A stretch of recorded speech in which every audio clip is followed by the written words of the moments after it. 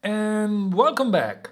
Today we're gonna compare the all old 16mm F1.4, one of the most beloved lenses in the Fujifilm lineup, to the new 18mm F1.4. And if you've seen my review of the 18mm F1.4, if you haven't, have a look at it here. Well, I um I said that that to me is one of the best lenses I've ever used, is very close to perfection. So for the 16 millimeters, which is an older lens, to be compared to this lens is kind of a challenge. Now, a little bit of background. I've had the 16 millimeters f1.4 for quite a while.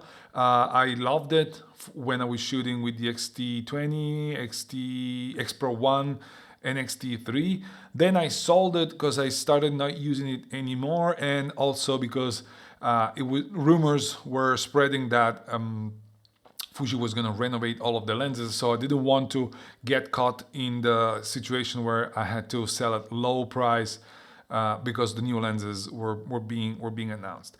So I had to ask my friend Sarah to lend me this lens for a while, and I don't have it in my hands anymore. She needed it, and I had to turn it over to her, but I could test it. And this test, like all the tests that that are going on from now on, is going to be on the XH2. So it's going to be on the 40 megapixel sensors.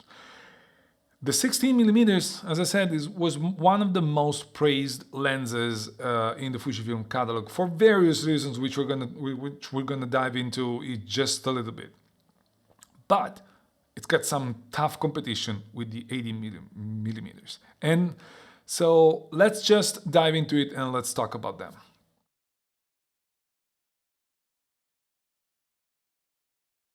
When it comes to build quality, they're both built great. Fujifilm knows how to build lenses. They're all metal, they're both very solid in the hands. You know that these lenses are gonna be able to withstand a lot of load and a lot of heavy use. The 16 millimeters has a couple of things that actually it has one thing that makes it stand out when compared to the 80 millimeters f1.4, which is the manual focus clutch.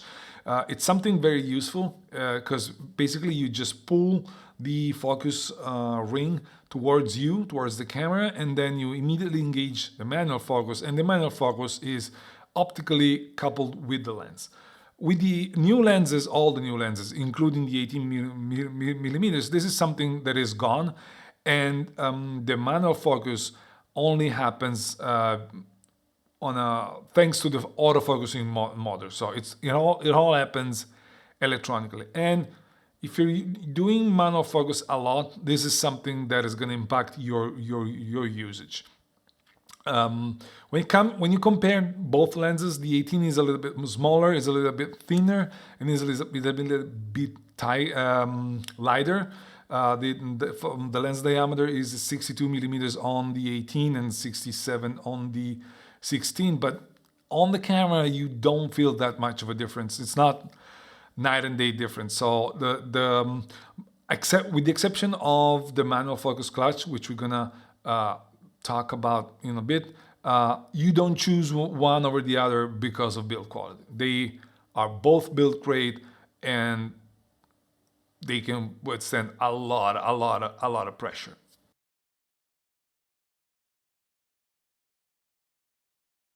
When it comes to autofocus, the 16 millimeters is impressive when it's mounted on the new cameras, because I remember the 16 was decently good, but it wasn't this good. But on an XH2, XH2S, these two cameras bring the 16 millimeters to a brand new life when it comes to autofocus, because it makes it a lot more reliable and a lot faster than I remembered. However, compared to the 18 millimeters, there's no competition. The 18 millimeters is faster, is more accurate, and is the fact that it has linear motors compared to the old motors on the 16 millimeters f1.4, it impacts video and its reliability when used as a video lens. For photography, the 18 is faster, but it's not gonna make a huge difference. Again, the X-H2, X-H2S, and I guess the X-T5 give a brand new life to old lenses because they are a lot faster than you would expect based on what you remembered from your past years.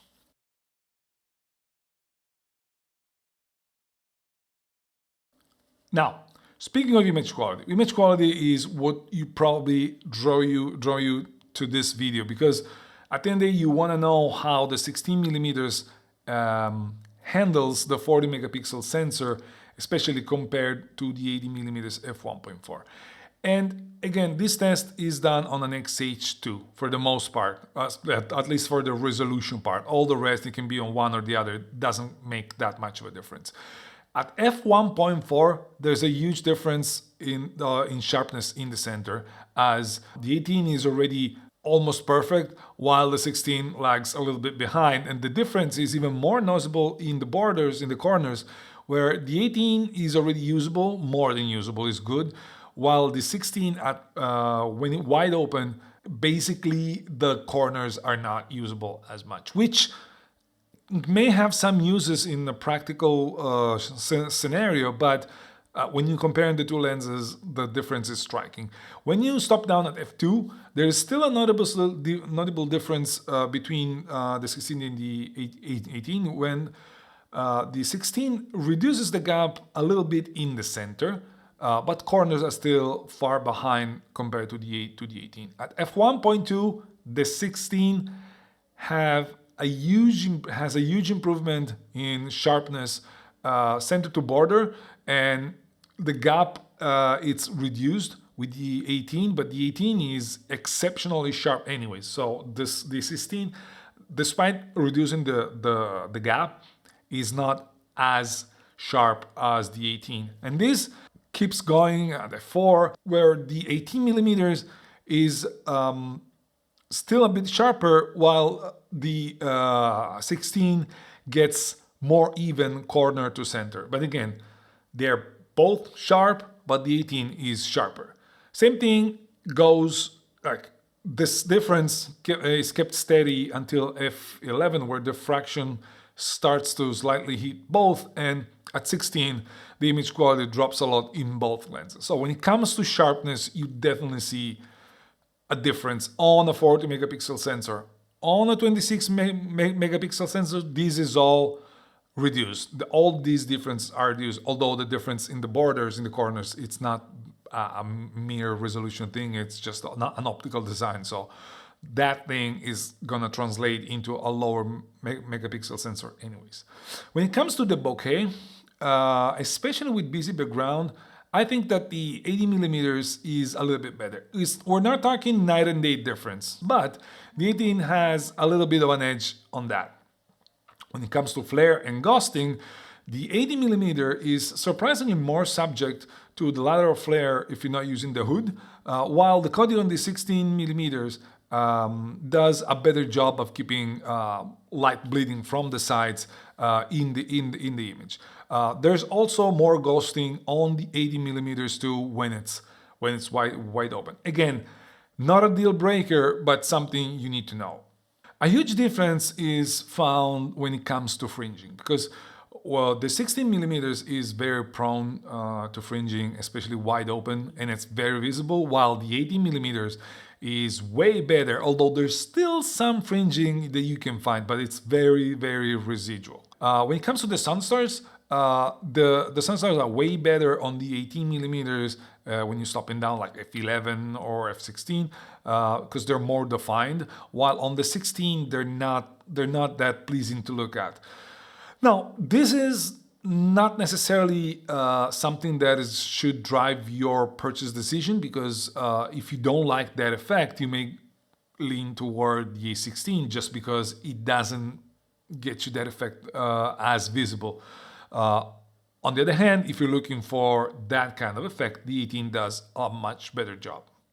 When it comes to color and contrast, they are similar. They are both from Fujifilm, they're both top of the line from Fujifilm, but I realized that the 16 and the 18 have a little bit of a difference in both.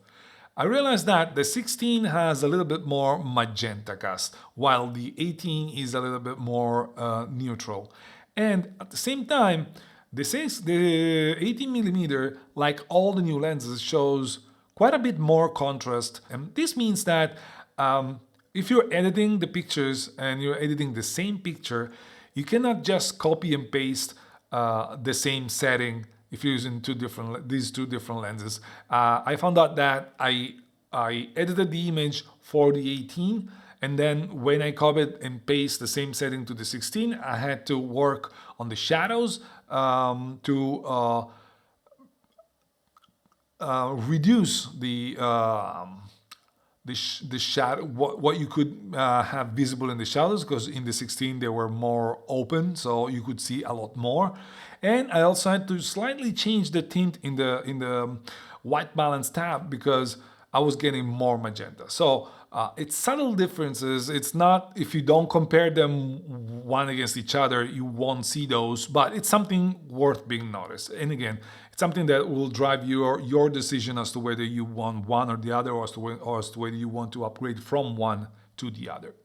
One big difference, one noticeable difference is the close focusing capabilities, because we all know that the 16mm was also praised because of the fact that it could focus. It was a wide angle lens that is also f1.4, and it could focus a lot close to the subject. And compared to the 18mm, there is a difference. It's not dramatic, but there is a difference. And also, when it comes to perspective, one thing is focusing with a wider lens at a closer distance compared to a little slightly longer lens at a longer distance. You can get kind of similar shots, but the perspective is going to change, and you can use that to create more of a dramatic effect with this 16.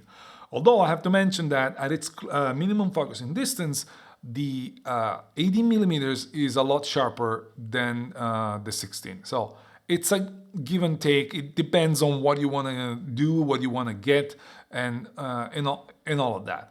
And as discussed before, the 18 has a little bit more pleasing bokeh compared to the 16.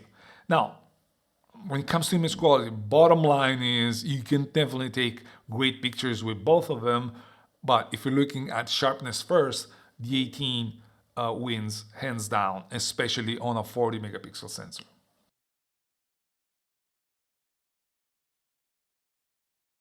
When it comes to video,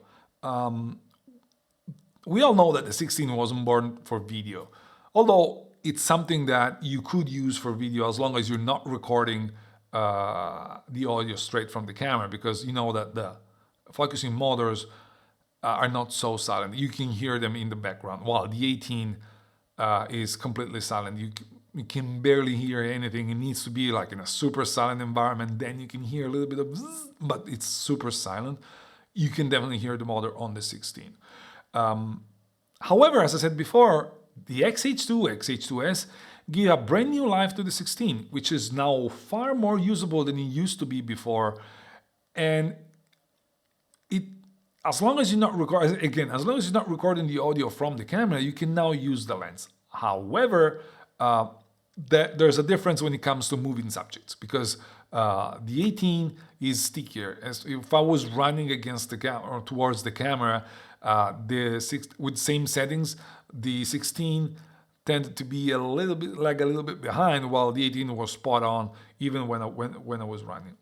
This may be a big difference for you. It all depends on how you use the lenses. If you don't use them for stuff like that, you can definitely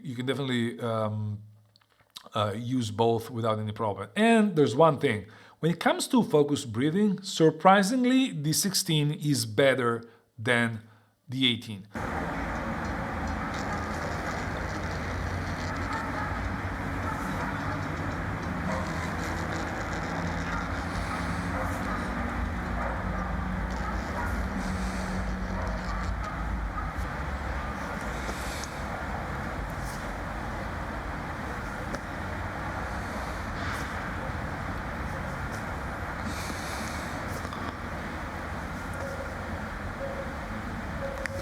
I was kind of a bit surprised that the 18 was a little bit worse than the 16.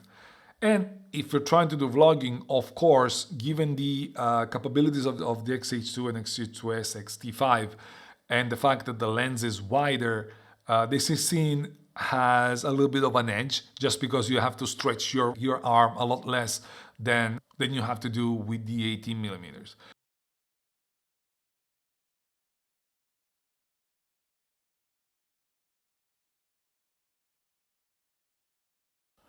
So, in conclusion, if you have the 16mm f1.4, should you upgrade to the 18?